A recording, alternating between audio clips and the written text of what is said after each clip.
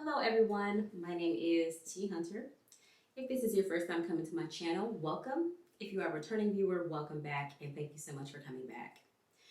So today I'm just going to jump right in to sharing my thoughts, my reactions to the Kirk Franklin documentary entitled Father's Day. If you have not seen this documentary, there will be quite a few spoilers. And if you would like to watch it, I will make sure to link it in my description box below. So let's get to it. So before I jump into my reactions, I do want to just give a brief overview of the documentary. So for those who may not know, Kirk Franklin, he is a recording artist, songwriter, Grammy winner, just a very successful gospel artist. He's worked with countless people. His catalog is tremendous. I grew up listening to him as a little girl, and yeah, so to see him be this transparent about something so sensitive as finding his biological father, yeah, it was a lot. I definitely cried during the documentary, and if I get emotional today, well, it just goes to show that I'm human, and he did an excellent job with conveying the emotions that come with being estranged from your father for 53 years. Kirk was born in 1970, and he was adopted at age 4 by a 64-year-old relative by the name of Gertrude Franklin. So one thing that really stood out to me when Kirk was giving his historical timeline was that he always knew he was adopted. And that's amazing to me because at 4 years old, I don't know how you would have that conversation with a child that they are not going to be living with their parents and they're then going to be taken care of by someone else. But he always understood that he was adopted. There was never a question that the woman he lived with was not his biological mother and that his biological father was not around. So Kirk saw his mother, Deborah Jones, 2 to 3 times a year, and I never considered this perspective, but Kirk said that seeing his mother so often but not having the opportunity to go back and live with her brought up so many feelings of abandonment, rejection, and I'm sure even curiosity as to why she would not take him back with her. Why was he not good enough, to live with her and for her to take care of him since she was his biological mother? So after some time had passed, Kirk went 23 years without seeing his biological mother. And all this time, he has an idea that there's a specific man is his father, and they were estranged, didn't have the best relationship. There was a lot of bitterness there because his father had been absent, or the father figure, I should say, had been absent. And a few years ago, Kirk decided to make peace with who he believed was his father because he was dying of cancer. So he wanted to, make sure that there was healing there and forgiveness and not letting this man go to his grave without there having been some type of conversation about how he felt and what he needed as a child, which was for his father to be there for him. So in spring of 2023, Kirk's childhood friend discovered that there was another man by the name of Rick Hubbard, and they ended up interacting at a funeral for Deborah's sister. Kirk did not attend the funeral because he knew that his mother, Deborah, would be present, and he just wasn't keen on having to see her, interact with her. And so speculations began because Rick had told Melody's uncle, when I was a teenager, I dated Deborah for a little while. So speculation starts to happen, and people are saying there's a resemblance, and they start questioning, could this man, Rick Hubbard, be Kirk's father? So, long story short, Rick ends up swabbing himself, giving the 2 swabs to Melody, and says, if Kirk wants to know the truth, he can do what he will with these swabs. So Kirk went ahead and got a DNA test, and it came back that, in fact, Mr. Rick is his father. For 53 years, Kirk never knew who his biological father was, and unfortunately, his mother, Deborah, insisted that the deceased father figure was his biological father, despite the fact that we have DNA now proving that that is not true. Now I want to jump into some of the facts as well as the interactions during this documentary that really caught my attention. Deborah and Rick would have been in their teens at the time that Kirk was conceived as well as born. So they were babies with a baby. And despite being from a very small neighborhood, Rick did not know that Deborah was pregnant, let alone that he could potentially be the baby's father. Deborah continued to deny that Rick was the father after not only seeing one, but two DNA tests, and the second one she was present for while Rick and Kirk were swabbed. The more shocking thing was how close Kirk was to Rick without ever knowing that he was his father. Rick currently lives down the street from Kirk's recording studio in Texas. And Rick's house was also adjacent to a home that Kirk's youngest son used to play at when he was in his high school years. So Rick was within the neighborhood and so close to Kirk. And one of the statements that Kirk made that just really made my heart break for him was, I was that close. I was that close to having a daddy, and I always wanted a daddy. And here his father was, alive and well, within the neighborhood, and Kirk had no clue. And Deborah refused to admit that Rick was the father. So she not only robbed Kirk of the opportunity to have a father, she also robbed Rick of the opportunity to have a relationship with his son. One thing that I really applaud and commend Kirk for is that despite being a ball of emotions after finding out who his biological father was, and that his mother also lied to him again about who this person was, he immediately gets on the phone to call his Aunt Sandra, who is Deborah's sister, to coordinate a sit-down meeting where he can then relay the paternity results to his mother. And I noticed there was a very strong reaction that Kirk had during his phone call with his aunt, because initially he addressed her by her first name, and she was adamant that he addressed her as aunt. And I thought to myself, well, you are so concerned about a title because you want to feel respected. However, it seems like the relationship that you had with Kirk did not mirror that of the traditional aunt and nephew. So you weren't providing emotional support, you weren't providing, financial support. How often were you calling him to check in with him? Did you offer to babysit his eldest son, Carry On, when he had to run errands? Did you drop off groceries at the house when he was a kid? You knew where he was living because he had been adopted by a relative. But it seems like there was a disconnect there. So Kirk was addressing her by her first name, and she didn't too much appreciate that. I could see his neck and his face twitching as he talked to her, and she insisted that he referred to her as aunt. And once they coordinated the meeting and he arrived at her home, she came out to the car cursing at him, telling him to get his expletive out of the car and come inside. And he said, if it's all right with you, I'm going to wait in the car for my mother to get here. Please sign, the releases consenting that you are okay with being filmed. And once again, I saw Kirk, he was twitching, and he had said, I have so much anxiety because here I am 53 years old, and yet I am being treated like I'm 10 years old. And he was feeling the emotions as far as the anxiety, the nerves, and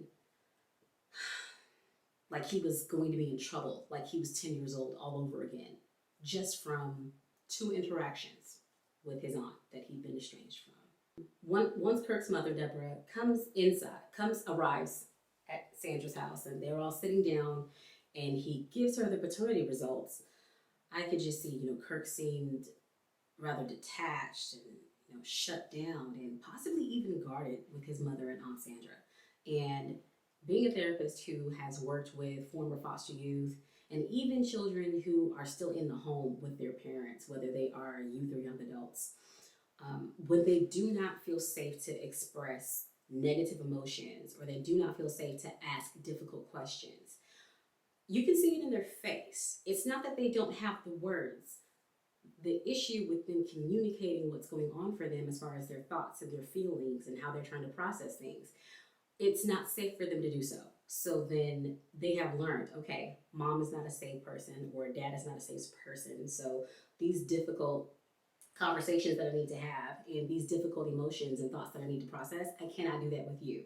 So it's easy to be shut down. It's easier to be guarded because at least this way, I know that I can, in a sense, protect myself by not exposing myself to you in a way of being extremely vulnerable, only to have you possibly gaslight me or tell me that I have no right to feel the way that I do, etc., etc. Kirk is very successful, yet he acknowledged, despite all the accolades that he has, he remains insecure because he did not have his father. And it was so powerful when he told his mother, "You not knowing how to love has affected my ability to love. I don't love others well. I love through fear. I love through performances. I always, I possibly even practice people pleasing because I want people to like me because I did not have that relationship with the two people that I needed to like and love me most, which is my mommy and my daddy."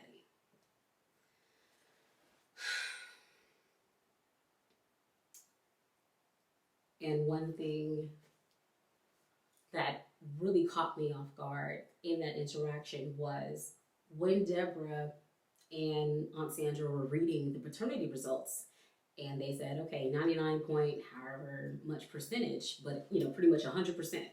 There's no doubt that Rick is Kirk's father. Sandra said, "How is that possible?" And Deborah was laughing. I don't know if it's because she was nervous, but she laughed and said, "It's not possible." And once again says to Kirk, "It's not possible. He's not your father. I wouldn't lie to you. He's not your dad." And even though she got up to hug him, Kirk just seemed like he just did not seem open to her. He didn't shove her off and say, "Don't touch me." But yeah, he just looked like a shell of himself, in my opinion. Even though Deborah denied that Rick was Kirk's father, and she even insisted there be a second DNA test taken and she would be present for to make sure there wouldn't be any tampering, any funny business with the test as well as the results, she still denied that Rick was the father, despite the fact that that second test also came back confirming that Rick was, by proof of DNA. Not word of mouth, not, "I think you look like him, so that must be your dad," but DNA specifically says Rick is Kirk's father, and yet she denies it. And Kirk told her, "If you can't give me this," acknowledging the truth of the paternity results, "no hug, no encouraging word, no sugar, no joke, nothing could substitute what I deserved, what I've needed, what I've missed," which is knowing who his father was and hearing his mother come clean about that. Now, Deborah was a teenager, as I previously stated. Rick was a teenager as well. They were kids when Deborah got pregnant. So I can only imagine what narrative she may have heard around not only being pregnant, but being pregnant as a teenager, having a child that will be born outside of wedlock, especially if she were raised in a Christian household, becoming pregnant without being married. It's definitely frowned upon, especially in those older, Black Christian communities. There's a lot of shame attached to it. Oh, so you went out and you had unprotected sex, and now you're going to have a child, and you're a baby yourself. I wouldn't be surprised if she heard things like, "You're stupid," or "Your life is over," or, "Well, parenthood is going to be exceptionally hard for you because you're a teenager. Like, how are you going to keep this kid? You're not capable of raising them." So if you tell someone all of the negative things that they are about to experience on a new journey and a new chapter, why would they feel excited? Why would they feel anything except possibly, terrified to embark on this journey? Because you told them, "Well, here are all of the negative things that you can expect. Enjoy." No. So if you want someone to have a good outlook on any life event, especially a life-changing one, you cannot focus heavily on the negatives, because then that's what they're going to dwell on. And if they don't see any positives, there's no silver lining, there's no light at the end of the tunnel, it's discouraging. And instead, it could sway people to give up or to disengage from something as important and as monumental as parenthood. Yeah, this documentary it's just loaded with so many different emotions, from frustration, anger, confusion, curiosity, sadness, even, and possibly even regret. And it was so beautifully captured in under an hour. The documentary is only about 35 minutes. And it's right here on YouTube, so it's free to watch. After getting the results and his mother denying that Rick was his father, uh, Kirk acknowledged to her, hey, you refusing to be honest about the missing piece of my identity, you not being honest about that, it is going to drive a wedge between us. Us being able to have a relationship, hinges on you being able to be honest with me now. And Deborah just was not in the place to give him what he needed, which was the truth. Because, well, I don't know. I can speculate, but I'm not Deborah, so I don't know why she was adamant about denying that Rick was Kirk's father. But the destructive patterns, mindsets, and behaviors that we see, if we are not careful, we will repeat them. And that was very evident in Kirk's relationship with his eldest son, Carry-On. So as I stated earlier, Kirk went 23 years without seeing his mother.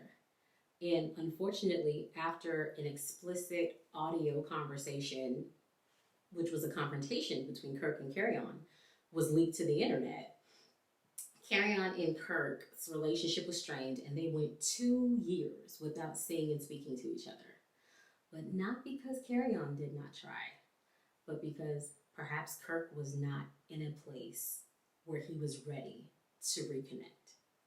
So once he found out who his father was, Kirk goes to meet with his son, and it was such a powerful, such a beautiful scene. Them reading the results together, Carry-On watching his father's video of him reacting to the results, and then ultimately them being able to embrace each other, apologize to each other for hurting each other, and extend forgiveness to each other. And what was so awesome was Carry-On said to Kirk, I forgive you, Daddy. I have to forgive you because you've forgiven me. And I thought, this is the perfect parallel of the relationship between God and the Christian. God forgave us, so we demonstrate our allegiance to God by then extending forgiveness to others. Because the Bible tells us, if we do not forgive those who have sinned against us, neither will God in heaven forgive our sins. And you're not getting into heaven with sins, unforgiven sins. So seeing them be able to extend forgiveness to each other and take that step in the direction of repairing the relationship, it was just awesome. So awesome. So I want to go ahead and wrap this video up with just basically my take as a therapist on Mr. Rick as well as Deborah. So I'll just start with Deborah. I mainly just have unanswered questions. So questions that if I were in a hypothetical therapy session with her, or even just a conversation, I would ask her, like, what was your family's response to you when you told them that you were pregnant? Their response could have made or broken, her ideas and her outlook on what type of mother she could be, what type of experience she would have as a mother, what type of relationship she could have with her kid. So I would definitely want to know, how did they respond to you when they found out that you were pregnant? Second question would be, what was the narrative that you heard about motherhood? Like, did they tell you it was going to be difficult? Did they tell you all of the sacrifices that you would have to make? Did they also tell you that it could be joyous? Like, what did your family, what did friends, what did people tell you about motherhood? Or were you told anything? Because of the stigma of being a teen mother, Maybe people didn't pour into her at all. I don't know. So that's why I would ask, what did people tell you about motherhood? Third question would be, how did you feel about Kirk during your pregnancy and after he was born? Postpartum is a real thing. And sometimes there's this idea that a woman may not feel connected to her child until after he or she is born. And that's not necessarily the case. There are some women who, they sing to their child in the womb. They play music for them. They talk to them. And then there are others who might be terrified. And it would be completely normal for Deborah to feel, afraid of becoming a mother because she's still a child herself. So I would want to know, what were your thoughts and your emotions? And what type of connection, if any, did you have with Kirk before and after he was born? And the fourth and last question that I would ask would be, what was the reason for your insistence that Rick could not be Kirk's father? As I said before, I can speculate whether it's feelings of shame, feelings of regret, but only Deborah knows why she insisted and continues to insist that Rick cannot be Kirk's father. Now I want to go ahead and move on as far as my thoughts about Mr. Rick. So, as a therapist who has worked with youth and young adults who have had strained or even non-existent relationships with one or both parents, I was so relieved to see Rick's approach to Kirk. Kirk is 53 years old. He's an adult. He has access to resources. He has a family of his own. So he's not homeless anymore. He's not begging for food. His cars are not being repossessed anymore. As he stated, was part of his history. However, that does not mean that Kirk did not need his father and still does not need his father to this day. So I love that Rick was so understanding of the fact that while Kirk is his biological son, they are still relatively strangers. And any relationship between them is going to take time and intentionality on both of their parts. So instead of Rick swooping in like, okay, well, here I am, son, I'm here to save the day, he was very cognizant of the fact that there are a lot of wounds around the fact that we did not get the opportunity to have the father-son relationship because we did not know each other. So as we build this relationship, Rick was saying our in reference to him and his wife. Our arms, our hearts, and our home are open to you. And most importantly, he said that their relationship, they can take it at Kirk's pace. So good, because Kirk is the innocent one in all of this. Rick did not know that Kirk existed, but Kirk did not ask to be here. But I believe, even if they don't live with their parents, every child has the right to know who their parents are. They have the right to know who they come from, their identity. And unfortunately, Kirk was robbed of that. And that's going to take a lot of time and a lot of intentionality to heal from. So Rick not trying to rush and force a relationship was so commendable, so commendable. One thing that I wish more parents knew, if they have a desire to heal their relationships with their children, is this. They need to be pursued by you, even into adulthood. Adult children who choose to pursue healing and reconciliation in their relationships with their parents, they want and need that pursuit in return. They desperately need it. So I want to take a moment to address, parents whose situation may mirror Deborah's and Rick's. Parents who have been apart from your children for whatever reason, your first attempt to connect with them will not instantaneously heal that void from the years that you have lost. I wish it was the case, but I'm sorry it's not.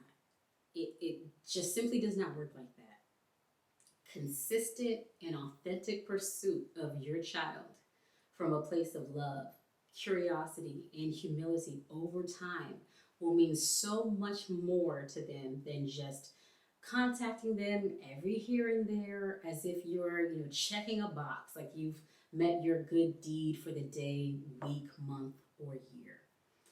So, adults who were abandoned as children, they are traumatized. It doesn't matter how successful they are. Kirk is living proof that accolades will never substitute for a healthy relationship with your parents, or even a healthy knowledge of who they were if they were no longer living. Success simply doesn't heal the wounds that are created by a parent or parents who were not there for their children, especially if they chose not to be present for their children. So ultimately, as difficult as it might be, relationships definitely are a two-way street. But when it comes to the parent and child relationship, parents have to remember that even though they are adults, they are still your child. And whatever wounds they had, whatever trauma they experienced as a little child, that stays with them. Trauma does not simply go away because it happened 20, 30, 40, 50 years ago. The pain is still there, and sometimes there is this expectation for adults to just get over the fact that their parents weren't there for them. There's a difference between extending forgiveness and letting the parents off the hook and saying, oh, what you did to me, that's excusable. And if given the opportunity, it would be all right for you to do those things to me again. They're not one and the same. So I guess my prayer for every parent who desires to have a healthy relationship with your child, just be intentional about pursuing them. Be intentional about showing an interest in them. Yes, of course, they go through these stages, like the teenage years, where perhaps you're not the coolest person and maybe they don't want to be seen with you in public. That's normal. The friend group becomes very important during the teenage years. However, that does not mean that they don't still need you. That does not mean that you can be replaced. That does not mean that the love you can give them is no longer valid simply because they're getting older, they're becoming more independent, or they are adults who have a family of their own. Continue to love on your children. Continue to pray for them. Those of us who are, professing salvation, and we say that we believe in Jesus Christ. Never stop praying for your kids, and never stop showing them love. Not because of what they can do or who they have become, but simply because they are yours. Well, that is all that I have for today. Thank you so much for joining me today, and I hope to see you on my next one. Bye, guys.